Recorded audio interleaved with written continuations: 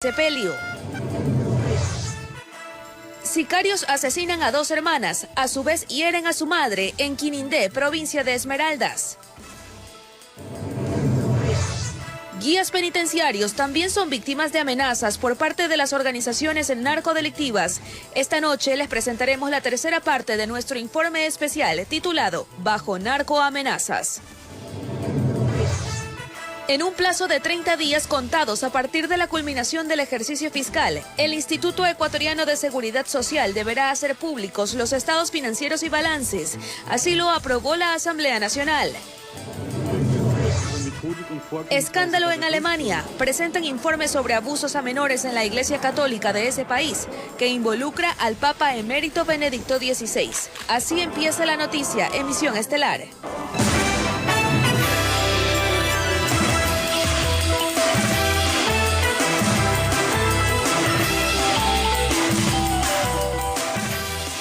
Amables televidentes, buenas noches y qué placer que estén junto a nosotros. Aquí iniciamos. Fueron sepultados los restos del agente policial quien murió cuando al evitar el asalto a un local fue baleado por un delincuente al norte de Guayaquil. El sepelio se realizó en el cementerio patrimonial de la urbe porteña y al mismo acudió el presidente Guillermo Lasso y la cúpula policial.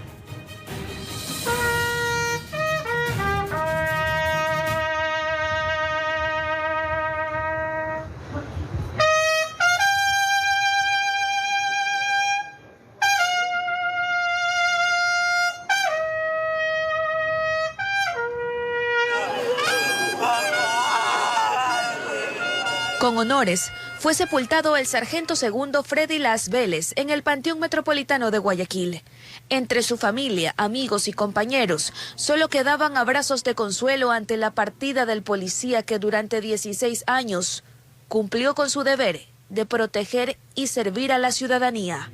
Hoy la vida no nos arrebató a un policía, nos arrebató a un delincuente, la vida de un compañero. Creo que llegamos a un punto de inflexión donde todos debemos meditar y tomar conciencia de lo que realmente necesita el país. Al servicio religioso llegó también el presidente de la República, Guillermo Lasso, con la ministra de Gobierno, el gobernador del Guayas y el comandante de la Zona 8. Siempre al lado de los caballeros y de las mujeres de la paz. Yo quiero decirle a su esposa, a sus hijos, a su padre y a su madre, que deseo que Dios lo tenga a su lado en este instante ya y que les conceda a ustedes el consuelo y que sepan que no estarán solos. En este marco, la comandante general Tanya Varela también se refirió a la sentencia contra el policía Santiago Olmedo y otros casos que involucran a los agentes del orden, que solo hacían su trabajo. Necesitamos la ley del uso progresivo de la fuerza, necesitamos la ley de inteligencia, necesitamos que se cambie el COI, necesitamos, ya es hora de que se creen las salas especializadas con jueces especializados que entiendan cuál es el deber del cumplimiento del policía en el día a día y en su proceder. Señalan que los delincuentes que actuaron el día que falleció el sargento Las y un ampón en el norte de Guayaquil ya están identificados. Por saber que le arrebataron su vida a una temprana edad, eso no me deja consolar. Ojalá que los hayan atrapado a todos y quede una mujer con sus hijos desamparada, pero tienen que salir adelante y las autoridades se tienen que encargar. ¡Amor mío! ¿Por qué me robaron? ¿Por qué se lo llevaron? Informó Adriana Peralta. Y tras el asesinato del turista extranjero en un local situado en el barrio Las Peñas, comerciantes y moradores del sector señalan que no es la primera vez que actúa la delincuencia en la zona y exigen mayor resguardo frente al accionar delictivo.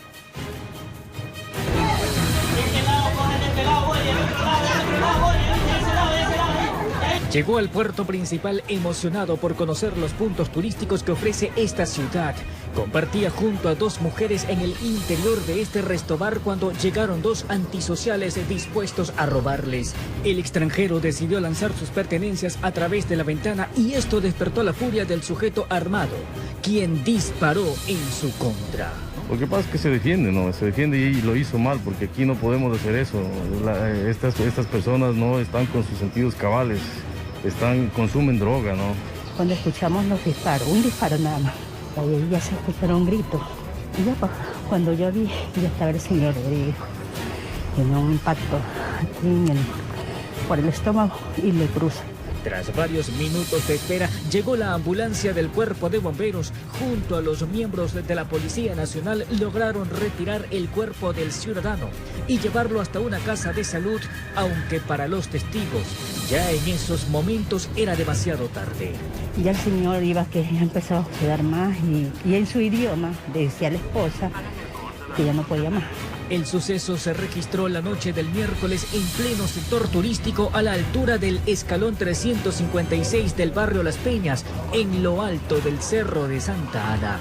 En este lugar, moradores aseguran que la delincuencia no respeta nada y utilizan ese espacio para delinquir a cualquier hora. Era lo último que faltaba, porque robos ya están constantes en el sector. En lo que va 2-3 meses, 6-7 robos. De lo que sabemos, de lo que más o menos uno ha palpado, ha visualizado. Por su parte, la Policía Nacional se defiende señalando que ingresan constantemente y toman procedimiento en algunos casos. Incluso recuerdan que el autor de este crimen ya estaría identificado, que se trata de un sujeto al que hace poco más de 2 meses lo habían capturado con un arma de fuego en su poder y además amenazando contra la integridad de un uniformado. Sin embargo, todos se preguntan, ¿qué hacía de nuevo en libertad? Esa es una buena pregunta que hay que recalcar, ¿no? ¿Cómo así está nuevamente en las calles? Informó José Morales. Capturan en Tungurahua al más buscado de la provincia de Guayas por violencia de género. El sujeto es requerido por la justicia por el presunto delito de violación en contra de su sobrino de apenas 10 años de edad. La delegación para ubicar y capturar a Roberto Enrique les llegó al bloque de búsqueda hace aproximadamente un año. Sobre el sujeto está vigente una boleta de detención por el presunto delito de violación. Está acusado de abusar sexualmente por varias ocasiones de su propio sobrino de 10 años de edad. Que durante todo el año el hoy detenido pues había procedido a realizar la violación a su propio sobrino.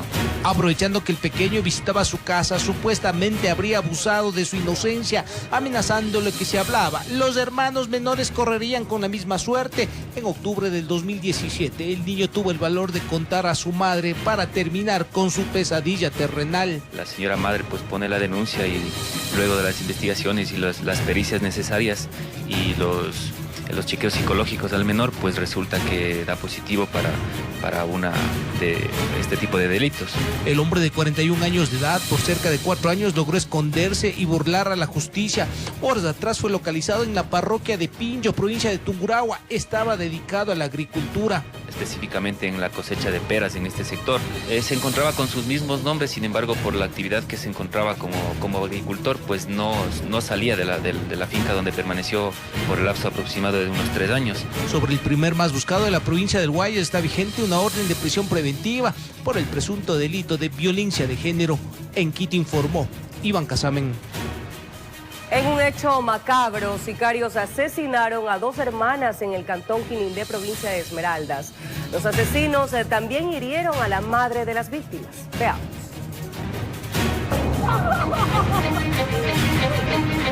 El accionar de presuntos sacapintas en el sector de Nuevo Quinindé dejó gravemente heridas a 2 hermanas de 26 y 21 años de edad y la madre fue alcanzada por un proyectil. Las mujeres fueron llevadas a diferentes casas de salud, pero las jóvenes no lograron sobrevivir al ataque criminal. Lastimosamente este hecho se encuentra relacionado con circunstancias que están bajo investigación, posiblemente del microtráfico que existe aquí en el territorio. Lo que espanta es la frialdad de los asesinos. La madre de las fallecidas cargaba entre sus brazos a una pequeña quien ventajosamente salió ilesa. Las mujeres serían víctimas colaterales de las venganzas delictivas. La policía informó que todo respondería a represalias entre bandas. La banda de los tanques se encuentra en un conflicto con esta banda de la Mama Negra. un escenario donde las balas, muertes y sangre responderían a una disputa de territorio. La mayoría de asesinatos que se dan o tienen antecedentes o están involucrados con microtráfico o narcotráfico. Aquí podemos entender que hay una relación familiar con personas que se dedican a este tipo de actividades ilícitas. Equipos de criminalística y de INACET llegaron hasta el sector conocido como Vía Palcien, recogieron casquillos, realizaron trabajos de vecindario y buscaron cámaras de seguridad que ayuden a llegar a los criminales. Parte de estas represalias que se están dando entre bandas, porque ahora ya no es directamente con quién se dedica, sino también se van en contra del núcleo familiar.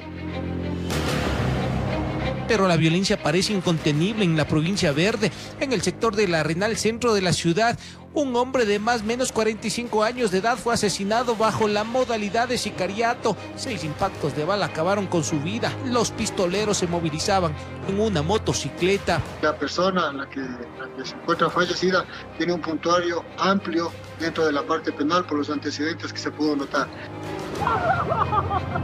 En la provincia fronteriza suman cerca de una docena de muertes violentas en los primeros 20 días del 2022. En Quito informó Iván Casamen. Una persona murió y otra resultó herida en un nuevo caso de sicariato registrado en Bastión Popular, noroeste de Guayaquil.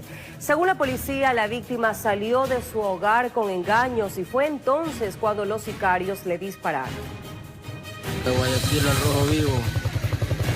Mataron a una persona en el bloque 7. En el bloque 7 de Bastión Popular la gente se alarmó. Hubo disparos, un herido y un fallecido, algo que a muchos los asusta, pero otros acotan que esta no es la primera vez que ocurre algo similar. Sí, muertos hay por aquí, pues. Constantes de pronto las balaceras. Sí, todos los días quiera matar de choro por aquí. Y la policía que no se tarda y llega rápidamente al lugar. Varios fueron los indicios balísticos encontrados. La víctima con engaño salió de su hogar sin imaginar que lo estaban esperando con armas de fuego. Se encontraba en su domicilio, aparentemente fue sacado con engaños por otro ciudadano, según versiones de nacionalidad extranjera. En ese momento, en este lugar, fue una motocicleta con varios ocupantes. Realizaron varios impactos de bala. Inmediatamente fue trasladado a un centro de salud cercano. No llegó con vida, nada pudieron hacer los galenos. Se pudieron levantar indicios balísticos en el sector en un total de 5.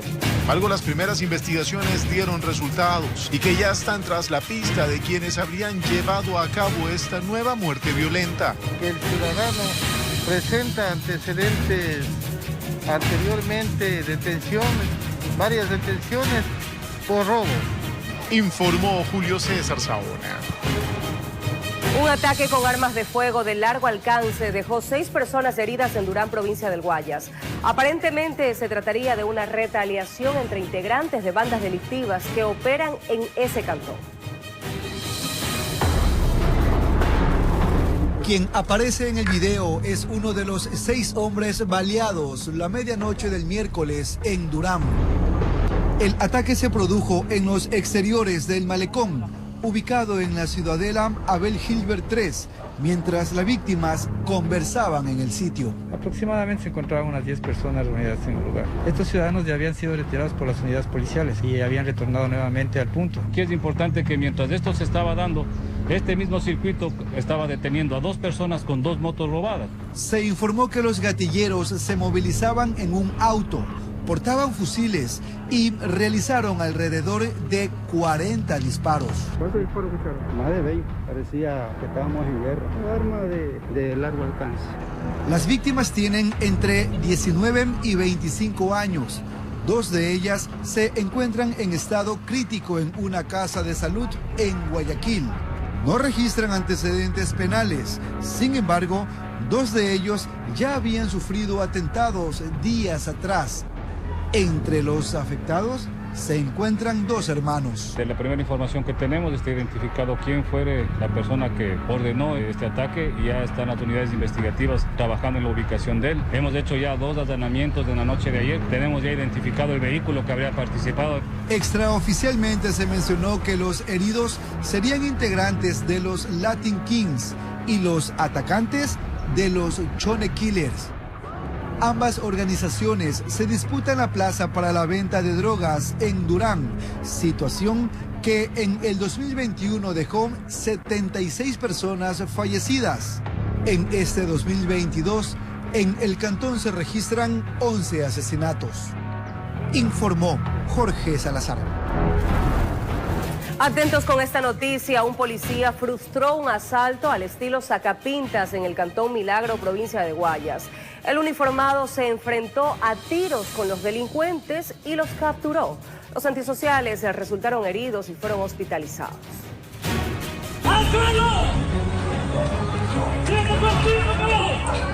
Es el momento en que su vida estuvo en peligro. Los delincuentes le dispararon y él también abrió fuego. Y les pedía que no se movieran porque tenían un revólver.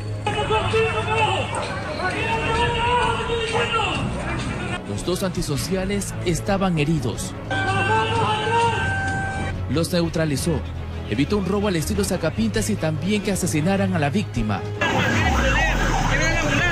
Esta acción valiente del uniformado fue aplaudida en la avenida Napo, en la ciudadela Dájer, al oeste del cantón Milagro, en la provincia de Guayas. ¡Felicidades ahí! ¡Eso es! ¡Se les felicita! Me tienen apuntado y yo estaba forcejeando porque me metieron la mano al bolsillo para sacarme el dinero. Yo le dije que lamentablemente no me iba a robar, que no traía nada de plata. O sea, yo le dije que no traía plata.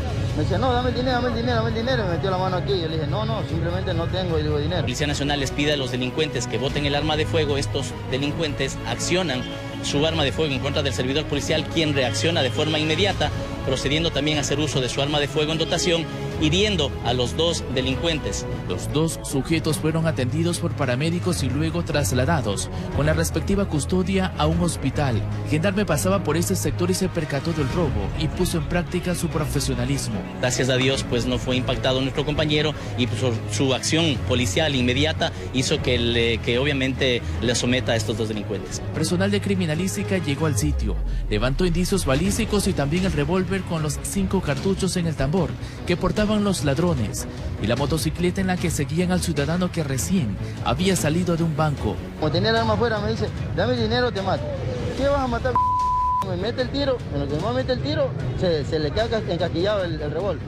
Se le encasquilla, ¿no? Yo le meto un puñete y lo hago caer de cabeza. Ahí es que el man busca correr porque ya ve que el policía está atrás de él. El policía que tomó procedimiento en ese lugar sacó la cara por la institución, por su compañero asesinado en Guayaquil hace pocos días, por una sentencia cuestionada en contra de otro de sus colegas. Es uno de miles que solo quieren paz en el país.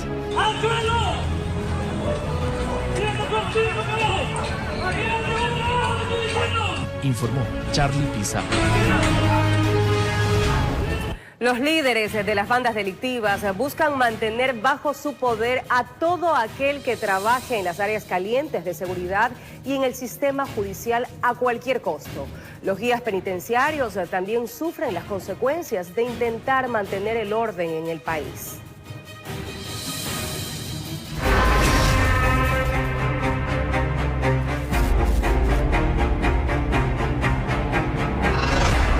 Esta guía penitenciaria que teme por su vida también confirma el constante amedrantamiento por parte de organizaciones internacionales del delito que mantienen negocios ilícitos en Ecuador y que usan las penitenciarías del país como centros de operaciones. Si no es amigo, si no colabora, entonces es considerado un enemigo, que nos van a mandar a matar, que van a matar a la familia. Vemos que un 70% del personal de seguridad en algún momento ha sido amenazado. Belén, guía penitenciaria con más de 10 años de servicio, pidió el anonimato porque ha sido testigo de cómo han terminado varios de sus compañeros, o muertos o heridos. Todo por haber puesto en conocimiento de las autoridades que fueron amenazados. Son los jefes de bandas, por lo general. ¿Bandas del narcotráfico? Así es. ¿Cuentan con el apoyo de autoridades? Muchos de ellos sí, que estaban involucrados incluso coroneles de la policía y coroneles de las Fuerzas Armadas. ¿Es cierto entonces que hay narcogenerales, narcofiscales, narcojueces? Lamentablemente es un secreto a voces.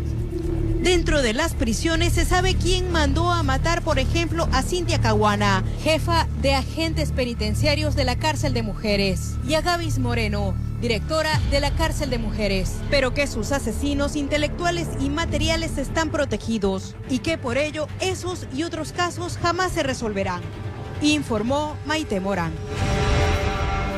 22:19, amigos, y es momento de dar paso a nuestra compañera Luisa Delgadillo, quien se encuentra aquí junto a nosotros. Luisa, buenas noches. Impotencia. Esa es la palabra que define hoy a la sociedad ecuatoriana. Impotencia ante una inseguridad que gana terreno día a día, que roba de manera inmisericordia, que mata a la menor resistencia, que ejecuta para defender su negocio. Todo ello en medio de la ineficacia de las autoridades.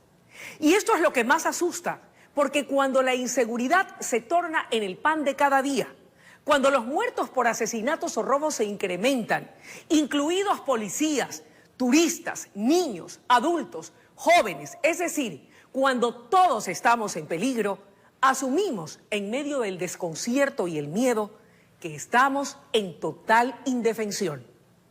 Si se entiende a la política como vocación de servicio público, ¿qué mayor servicio público que la seguridad? El país entero, más allá de cualquier bandería política, exige soluciones.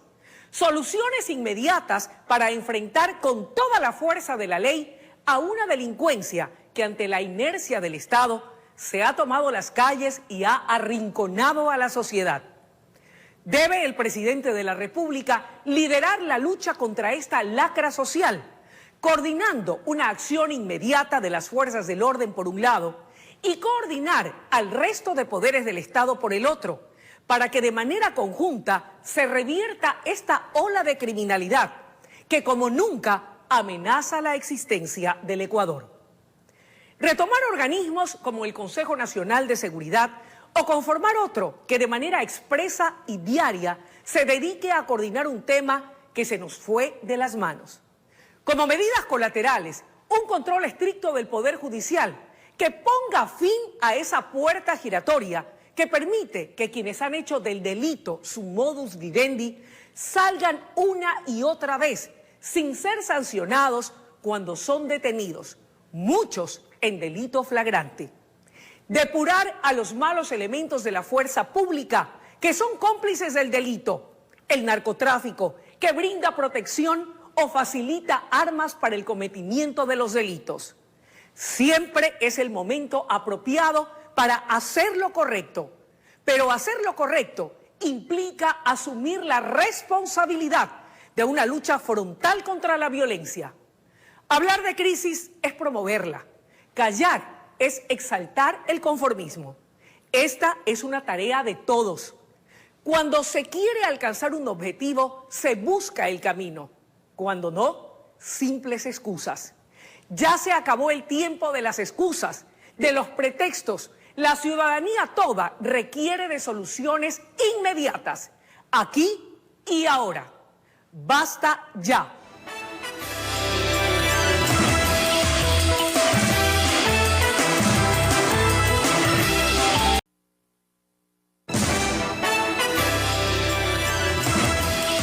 Gracias por permanecer junto a nosotros.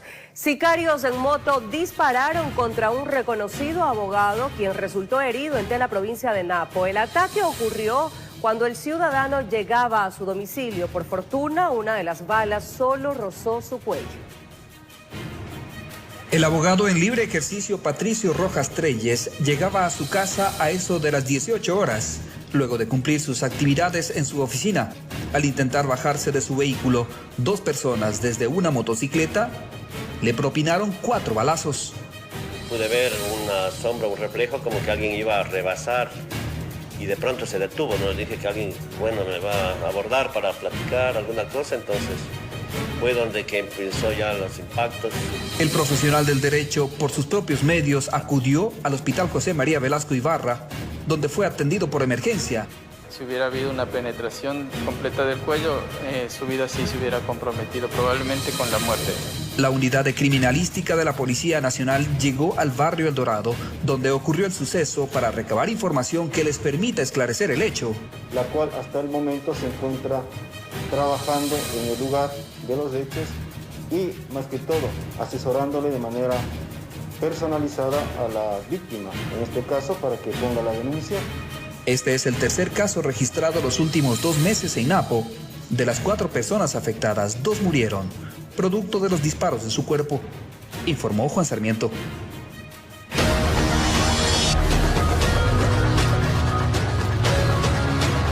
Y en temas referentes a la pandemia, hospitales de la red del Seguro Social en Quito continúan registrando gran afluencia de pacientes COVID en las áreas de triaje respiratorio. Al momento, su capacidad hospitalaria se encuentra al 80%. El trabajo en emergencia COVID del Hospital IES Quito Sur no para. Cientos de personas siguen llegando cada día con síntomas relacionados al virus. Dolor de garganta, la cabeza, el cuerpo. Mi hija tiene síntomas, le duele la garganta, le duele el cuerpo. Es que mi hija está contagiada. Estuardo Salgado, subdirector de áreas críticas de esta casa de salud, informó que durante esta semana se están recibiendo entre 700 a 750 personas con sintomatología relacionada al virus. Estamos experimentando un ascenso rápido del número de casos. Hoy, por ejemplo, tenemos 740 casos que han acudido a consulta. De ellos han sido el 50% aproximadamente 320 pacientes que en realidad han requerido ser atendidos desde el punto de vista respiratorio. Esto ha llevado a que la ocupación de camas en hospitalización llegue al 80% y en la unidad de cuidados intensivos al 100% de su capacidad instalada al momento, sin lista de espera. El 80% de 200 camas. Terapia intensiva, 18 camas ocupadas del 100%. Del total de pacientes, Salgado detalla que los más afectados son aquellos que no cuentan con las vacunas. Corresponden al 60% de los pacientes. Insiste que de allí la importancia de la inoculación evita que los cuadros se tornen críticos y en el peor de los casos lleguen a la muerte. Masiva demanda de atención por COVID que se replica de igual forma en el Hospital General San Francisco al norte de la capital, también de la red del Seguro Social IES. De atención de pacientes por día en esta unidad sintomáticos respiratorios es alrededor de 250 pacientes. En este escenario, un 4% o menos tal vez requieran hospitalización. Iván Ayavaca, director médico del hospital, señala que esto ha obligado a aperturar nuevamente áreas COVID. Tuvimos que reaperturar el área de hospitalización. Actualmente tenemos una capacidad para 10 camas de hospitalización, que en promedio están ocupadas entre 8 a 9 camas diariamente. En Quito informó Adriana Rojas. Las jornadas de vacunación contra el COVID se siguen desarrollando en el país. Además, en los centros de vacunación, el Ministerio de Salud Pública ha incorporado puntos de inoculación contra la influenza con el objetivo de mantener inmunizada a la población de estas 2 enfermedades. Veamos.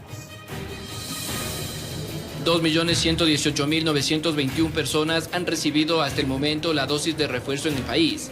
Y a pesar de que las autoridades han implementado en esta semana nuevos puntos de vacunación, la afluencia de personas aún no es masiva. Esto pese a que los vacunatorios se encuentran con insumos suficientes para inocular primeras, segundas y dosis de refuerzo. Como vemos, la afluencia ha sido ya muy poca. Aquí tenemos esta institución educativa que está habilitada para tanto como estudiantes como también población en general. Las autoridades explicaron que han coordinado de manera interinstitucional con las empresas para que sus trabajadores que se encuentren en primera línea puedan recibir la respectiva dosis de refuerzo. Entonces se ha hecho una coordinación interinstitucional y se ha habido una bastante afluencia y se ha dado respuesta a la población que necesita los refuerzos. Indicaron que a su vez en todos los puntos de vacunación se han incorporado de manera paralela una brigada para la colocación de la vacuna contra la influenza, con el objetivo de abarcar la mayor cantidad de población protegida. Es vital que la población se encuentre con sus esquemas completos de vacunación para prevenir cualquier enfermedad viral estacionaria, entonces ya sea por influenza o por COVID, entonces la población pues acude, se vacuna para COVID y se vacuna para influenza sin tener ningún tipo de inconveniente. Juan Rodríguez destacó la iniciativa de las autoridades. Expresó que es importante cumplir con el esquema de vacunas y también mantener su salud intacta de otras enfermedades. Más que todo aprovechar que está aquí las 2 dosis, ¿no? La de influenza y la del COVID. Para evitar estar en riesgo, entonces hay que vacunarse. En cuanto a la población que se contagió de COVID-19 y ha superado el virus en los últimos días, la autoridad indicó que 14 días después del alta médica podrán colocarse la dosis respectiva del fármaco. Las personas que han sido contagiadas y que ya han sido dadas de alta del COVID deben esperar 14 días para poder completar el esquema que ya en su momento les tocaba. Y aseguraron que además de los posibles efectos propios de la vacuna, no existe ningún riesgo o contraindicaciones al colocarse las fórmulas del COVID-19 y de la influenza el mismo día. Informó Mauricio Sánchez. En la siguiente nota les contamos la complicada situación que están viviendo estudiantes de carreras prácticas como medicina y odontología. Según los testimonios, existirían grandes vacíos a causa de la educación virtual. No obstante, expertos consideran que hay soluciones para esta problemática. Ella es Anaí Torres. Tiene 21 años y cursa sexto semestre de la carrera de medicina en la Universidad Central del Ecuador. De esta manera es como recibe clases ya aproximadamente 2 años en su computadora. Y no porque quiere, sino porque le toca. Cuenta que se siente frustrada, pues dice no estar recibiendo la misma calidad de educación que en modalidad presencial. Porque hay que entender que la medicina no solo es la parte teórica que podemos aprender de manera virtual, mediante diapositivas, mediante exposiciones, mediante explicaciones de nuestros maestros, pero no todo se basa en eso, sino que también nosotros necesitamos de la parte práctica, del contacto con nuestro paciente. Alejandra Chávez también es estudiante de medicina. Cursa sexto semestre y hace varias semanas debió haber iniciado sus prácticas en un hospital de la capital, pero le suspendieron y esta fue la razón. Porque si bien es cierto, están aumentando los contagios, pero las autoridades del hospital no deberían actuar así. Deberían enseñarnos a los estudiantes cómo debemos protegernos y cómo hacer de que este contagio sea mucho menos probable, pero no cerrarnos las puertas del hospital. Pero no solo son ellas, ni tampoco es únicamente la carrera de medicina. Stephanie Chávez estudia odontología, cursa el quinto semestre y al igual que otras carreras, esta es práctica, pero de práctico dice, poco hay. Ahora mismo debería estar realizando prácticas preclínicas y bueno, como es difícil viajar por todo esto de la pandemia, no lo he podido realizar. Sin embargo, mi universidad no nos ha integrado este tipo de prácticas aún. Ante esta preocupación, Televicentro conversó con el presidente del Colegio de Médicos de Pichincha, Víctor Álvarez, y él es claro en decir que es complicado que la pandemia se termine, pero considera que sí existen posibles soluciones para que la educación virtual no se complique aún más. No solamente teniendo un día de prácticas de 4 o 5 horas, sino dividiendo las prácticas con menos tiempo de exposición, con más seguridad y obviamente dotándoles a nuestros jóvenes con una inducción de las medidas de bioseguridad que deben tener en los hospitales. Mejoras y derechos que los estudiantes piden que se cumplan. Informó Ismenia Solórzano. Cada minuto cuenta en una sala de cuidados intensivos. Cada médico con su propia historia. La unidad de cuidados intensivos es la frontera entre la vida y la muerte.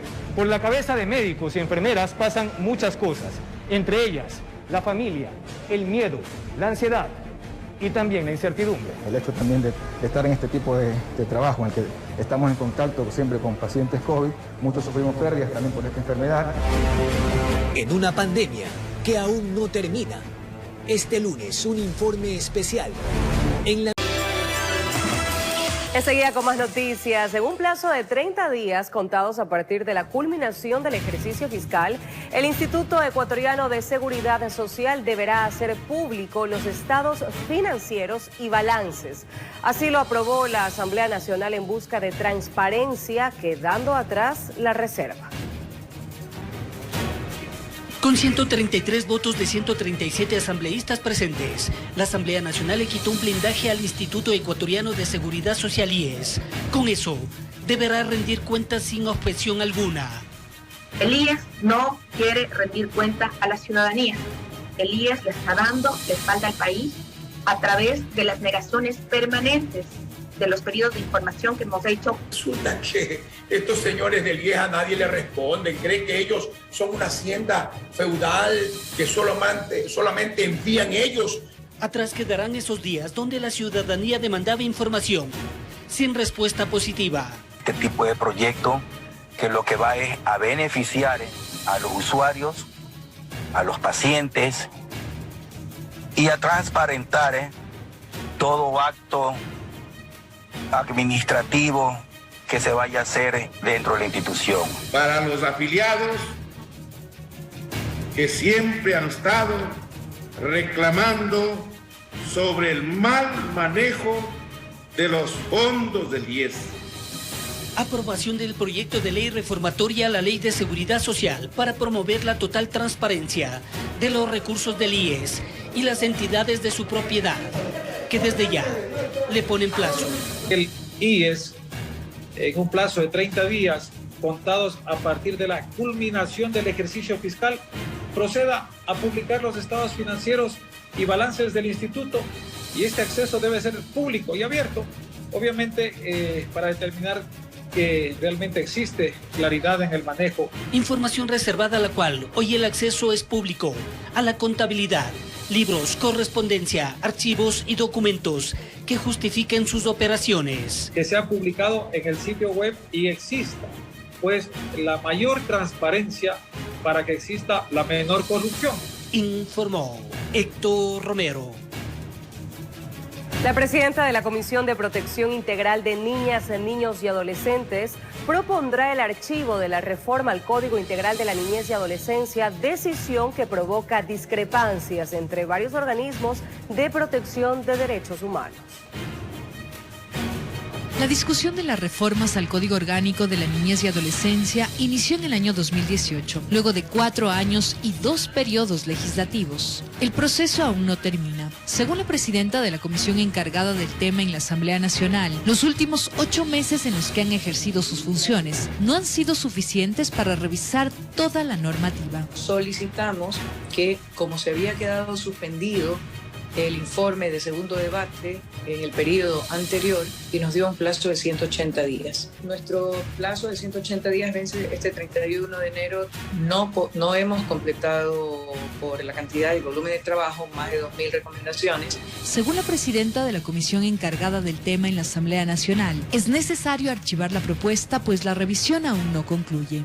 Por tanto, el planteamiento sería luego de 2 meses presentar un documento que contemple lo tratado e incorpore nuevos puntos. ¿Qué nos permite el archivo? Estar entre los plazos porque se ha elaborado un informe muy detallado indicando los nudos críticos, argumentando también que ahora último han habido 3 sentencias de la Corte que nos atañen directamente a nosotros. Es la ley de despenalización del aborto, la sentencia que declara inconstitucional la preferencia materna en temas de tenencia y custodia. La última que tiene que ver con las relaciones sexuales consentidas. Decisión que para varios organismos que defienden los derechos humanos no es lo adecuado. Los representantes aseguran que no se debe archivar el proyecto. Los problemas del 2001 más o menos es lo que se analizó de la situación de la niñez. Del 2001 a ahora, más de 20 años han pasado, que han cambiado las condiciones del mundo, de la realidad ecuatoriana. Sin embargo, existen sectores sociales que respaldan el archivo de las reformas. Mencionaron que los cambios que se plantean son incompatibles con los estándares internacionales e incluso inconstitucionales. Trata de crear una institucionalidad poniendo un consejo o creando un nuevo consejo de niñez y adolescencia, lo cual no está mal, pero que está prohibido por la Constitución, porque tenemos ya un consejo de igualdad intergeneracional, que es el que, de acuerdo a la Constitución, debe hacerse cargo. El planteamiento del archivo de las reformas al Código será tratado este viernes por la Comisión de Protección Integral de Niñas, Niños y Adolescentes. De contar con los votos necesarios, será el Pleno de la Asamblea Nacional quien tome la resolución definitiva. Informó Sofía Vintimilla. En otro ámbito de las noticias, les comunicamos que tras el anuncio de un nuevo hallazgo de petróleo en la Amazonía ecuatoriana, expertos en hidrocarburos recomiendan al Ejecutivo tomar medidas para que el Estado ecuatoriano no resulte perjudicado con el costo de producción del barril de crudo. Al parecer, la suerte le sonríe al Estado ecuatoriano y la buena noticia la dio a conocer el presidente de la República, Guillermo Lasso, en su cuenta de Twitter sobre el descubrimiento de petróleo y gas en el bloque Perico, en Sucumbíos, Amazonía ecuatoriana. Hace más de 6 años que no habían nuevos descubrimientos exitosos en el país. Es una gran noticia para el Ecuador, producto de inversión 100% privada, resaltó el jefe de Estado. Son alrededor de 925.000 barriles de petróleo por día los que se podrían obtener Al respecto, el experto en temas petroleros Henry Llanes no tardó en dar recomendaciones al jefe de Estado para que el costo de producción del barril de crudo no perjudique al gobierno nacional. Las compañías que han venido operando desde los años 90 hasta la actualidad y definieron su estrategia, que la única manera de llevarse más petróleo es incrementando artificiosamente los precios de los costos de producción del barril de petróleo, que duplican el costo de producción de la empresa estatal. Los costos no deben exceder del 20% de los ingresos o la venta del barril de hidrocarburo. Afortunadamente para Fernando Santos Alvite, exministro de Energía, las reglas del juego están más claras en lo referente al porcentaje de la renta petrolera. El nuevo tipo de contrato que va a implementar el gobierno, el de participación, es mejor porque en el pozo mismo se distribuye la producción. Están bien definidos los porcentajes y garantizados por lo menos la mitad de la utilidad va al Estado ecuatoriano. 925,000 barriles que sin duda darán un respiro al régimen. Todavía seguimos siendo deficitarios. El país necesita cada año financiar 10,000 millones de dólares, 4,000 para el déficit del presupuesto y 6,000 para el servicio de la deuda. Lo que se podría lograr quizás con nuevos hallazgos. Bajo territorio nacional se calcula, existen reservas por 45,000 millones de barriles. Informó Héctor Romero. Hoy en el mejor programa deportivo del país.